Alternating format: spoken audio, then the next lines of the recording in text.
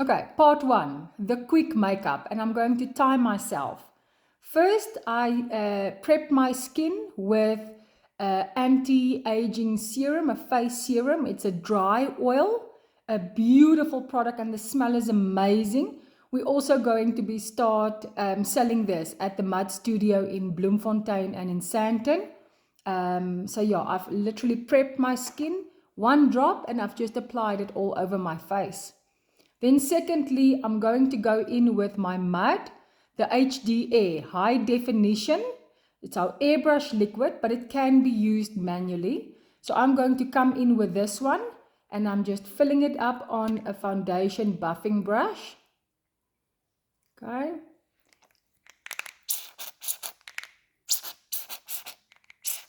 Product is a little bit empty. And this is all my personal makeup that you see here. It's not from the studio or the kit. So I'm going to come and I just place the HDA normally just on the spots where I feel I need it first, where I need the most cover. Okay. Always remember the earlobes. We don't want to have pink earlobes and a yellow or olive skin tone. Halfway over the forehead, not the entire one. Obviously the eyelids. So you just continue using your buffing brush until you've placed the product everywhere. Don't apply too thick product under the eye, especially if you have texture. You don't want the product to crease too much. And this HDA, the reason why I work it in, or I'm trying to work it in so fast, is the product has a built-in fixative in. So it literally sits and grips on the skin quite fast. Okay, so you see I always like to go slightly warmer with my foundation because I don't like that pale skin look. So I always go slightly warmer. And what I also like to do is I like to go slightly more with the foundation because when I do work it in with my makeup sponge, the makeup sponge is going to pick up more product. Okay, so that's not where you stop. You also want to extend the product down in the neck, but you don't do that immediately because otherwise the brush will have too much product and then it's too thick down in the neck. So you basically extend it only towards the end once you've done your entire face. Careful for the close and just extend the product down everywhere. Once you're happy with the application, more or less over the entire face with a buffing brush, I'm then going in with my makeup wedge and I'm literally just dabbing the product in everywhere. Okay. Very important to dab, dab, dab, because we want to have a skin-like finish. We don't want to have a thick application. Go everywhere in the folds, in the creases. Make sure you get the product in everywhere. Over the lips, because then the lipstick will obviously last much longer. And here, you also make sure that you get it nice into the hairline, because we never want to see a ring around the head. Over the eyebrows as well, because you will be placing product on the eyebrows. Okay, so once you've done this, if you're happy with the coverage that you have, then you are going to set with a loose powder. Before you do that, before I go in with my, well, you can use a loose powder, but I prefer to use my dual finish pressed powder.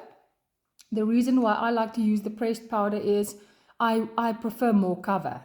So the pressed powder has more cover because it's mineral based, it's talc free, whereas the loose powder is triple milled, it's very finely milled. It sets better, especially when you're using a cream foundation, a thicker texture. Then you can go for the loose powder, or if you perspire in your face a lot, or if you have a very oily skin, then you can go for the loose powder, or in the summer if you're in a warm, humid climate. Okay, so I'm going to go with the pressed powder, but before I do that, I'm just going to make sure that all the creases are nicely buffed out on my eyelid I'm using the Mud 620 brush. I'm just picking up my pressed powder, shaking off the excess, and especially in the crease area. I start setting it first and then going over the entire area as well as the eyebrows. Okay, and then I can go in afterwards with a big powder brush, and you can literally just powder your entire face. If you have very dry cheeks, especially under the eye area, don't apply too much powder, especially when you use the HDA. The HDA already has a built-in fixative, so with this foundation you don't need that much powder for setting. So just go, if you have an oily T panel, maybe focus on the oily T panel more and less around the eyes if you have texture. But definitely on the contour area, because we're going to contour there now, definitely on the T panel, over the lips, over the earlobes, and definitely also in the neck. It's also to color balance, so the color of your face and neck must be exactly the same, but it's also for not giving off on the clothing. Okay, then you can just remove excess product like I'm doing, and done.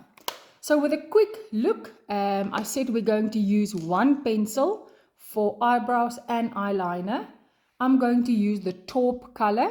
Now taupe color is it's like it's a lighter grayish brown, but it can also go darker depending on the application. So what I'm going to do is I'm going to use it for my eyebrows. For those of you who only work with a pigment or eyebrow cream, obviously you can use your angle brush for that and pick up your eyebrow pigment or your eyebrow cream. That's also fine. I'm just going to do with my pencil today. Okay, and I'm going to quickly fill in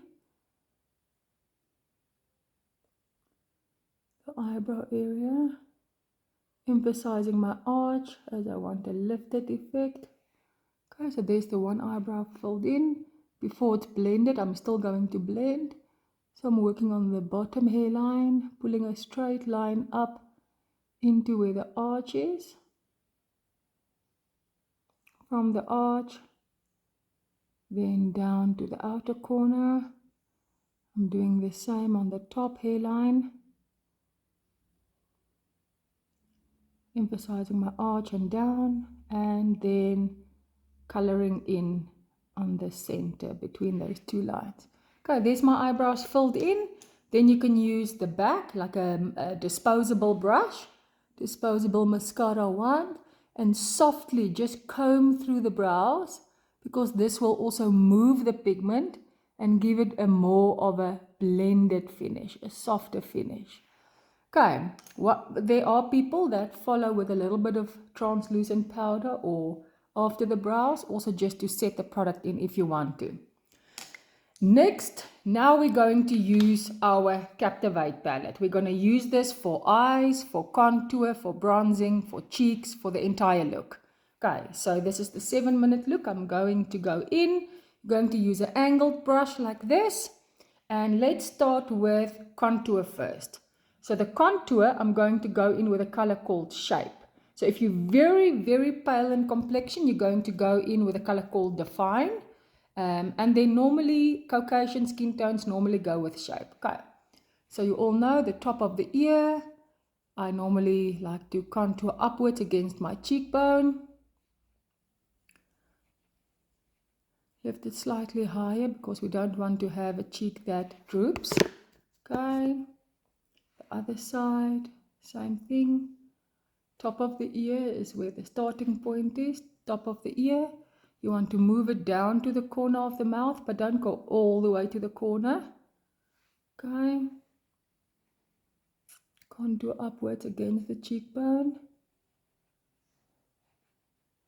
Make sure that the color, intensity, and the placement are the same. And literally this depends, the color and how much you want to apply depends on how much you like contour. You've got control here. If you've messed a little bit somewhere, let me say if you applied somewhere low, you can quickly come in with your wedge afterwards and just pick up where you need to pick up. Okay. Then we're going to quickly go on the forehead area. I'm going to work in my hairline, especially focusing on the area where the hair recedes the most, which means there in the corner. So I'm placing the most and the darkest pigment there. And then on the rest, I normally wear my fringe, normally falls this way, but you can still also do that.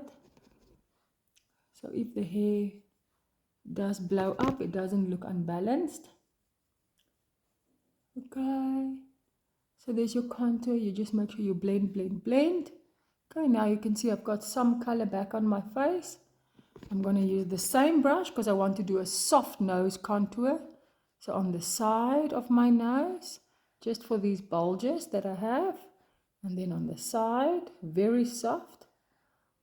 But then obviously not only on the side, you want to obviously extend it into the eye socket area there. Just very softly. It must look like a shadow. This is not the evening makeup tutorial yet. It's a more natural day. Always contour upwards, and I want to do the contour there. Okay. Then also a little bit under my chin, just to shadow, because a contour, the other name for contour is called shading. So basically you want to create a shadow, and what you do when you contour is three things. You recede, you hide, or you make the area smaller. So whatever you want to recede or hide or make smaller, that's what you will contour. Okay. For evening makeup, if you wear a dress, you can always place the contour in there to recede further, as well as underneath your collarbone. Also, I'm not going to do that because my shirt goes over that. But yeah, that's just extra tips. Now I'm going to go in with the second color, my favorite color. This one is called Gingerbread. I don't know if you can see on the screen. It's got that amazing brown, orange, copper. It's gingerbread. So I'm going to use the very same brush, and I'm going to go with this in my eye area with the longest part of the brush facing my nose. So I'm just going to go like this, close the eye, lift your bone area, and just wiper motions. Wiper motion on this area. You're just going to go back and forth, back and forth. Look at that beautiful color placement there. Same thing here. Wiper motion. Back and forth, back and forth, back and forth. When you've done this with a bigger brush, obviously you'll see the placement is a lot quicker to achieve, and it's a much more blended application as opposed to when you use a smudger brush and the bristles is a lot harder. Okay, so you just continue. If you want a more definite, a more defined application, yes, go in with a smudger brush first and have a more precise placement where you want the color. So if you want it a little bit more in the crease or focused there, then obviously you can do that. Okay, so we stay on the, we call it the big C area. You're creating like a C shape there, the big C. So you can do that. And if you don't want a too definite or too precision application, so this is the 810 brush. You can go in with a normal eyeshadow blending brush, the 800 brush. And this one normally is what they use to blend. Look at that beautiful, how easy it is. You blend with the brush very comfortably. Okay, don't go too high with your shade. You will also want to have the symmetry. Now I'm going to use the smudger brush. I'm going to use the same gingerbread color, and this is going to go underneath my eye as a drop shadow. So the same, exact same color, gingerbread. That one in between the lashes. Just shake off the extra pigment.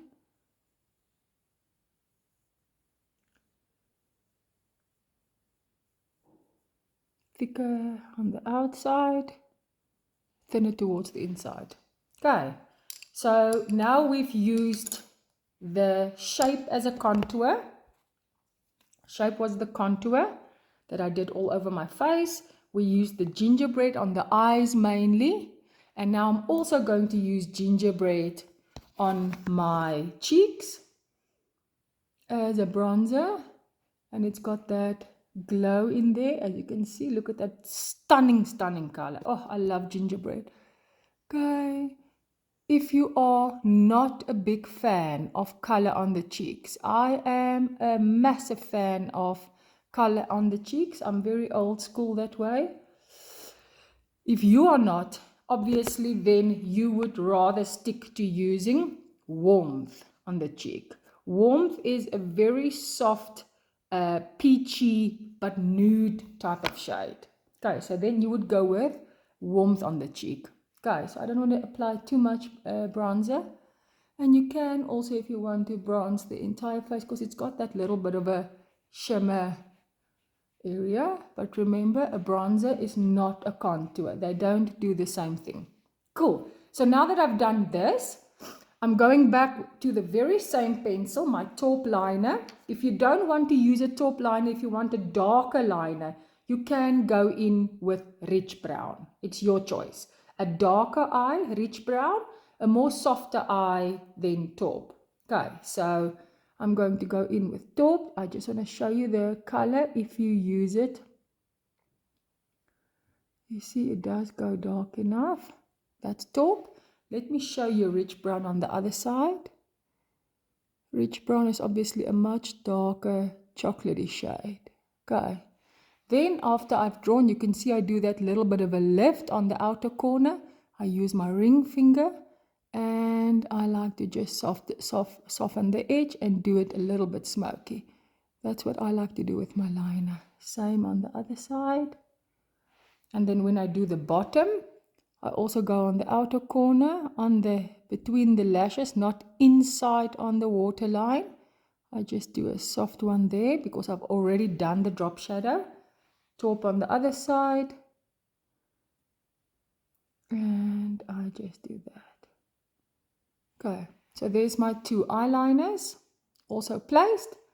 Then lastly, for a soft, quick look, Aura. Look at that gorgeous color. Everyone knows how I love a peach. So Aura lip liner.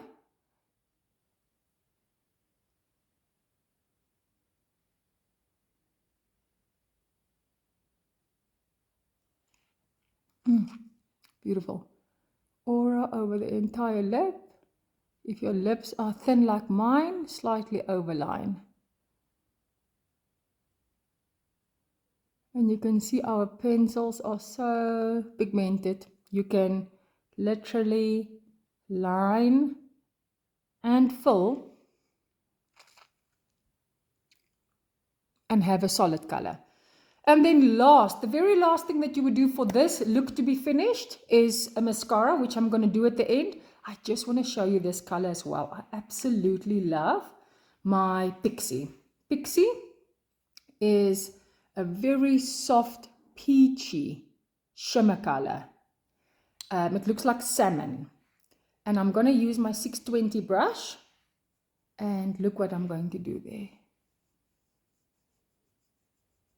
I'm just going to do a little bit of a highlight with this beautiful, it fits in with the colors that I've used. So this is optional if you have it.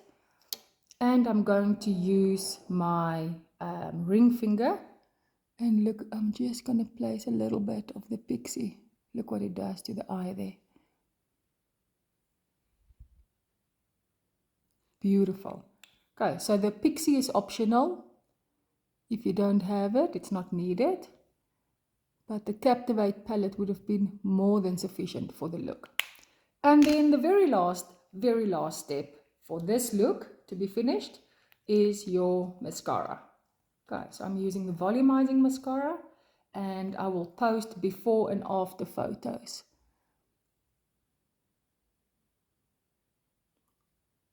of the finished look.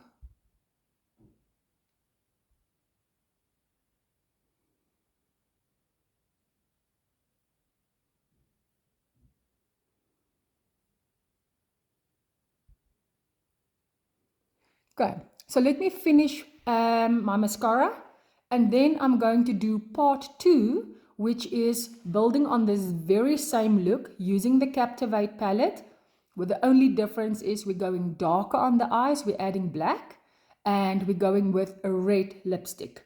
And that would be for an evening look, a more glam look, and also possibly inspiration for a Valentine's look. Okay, so see you at part 2.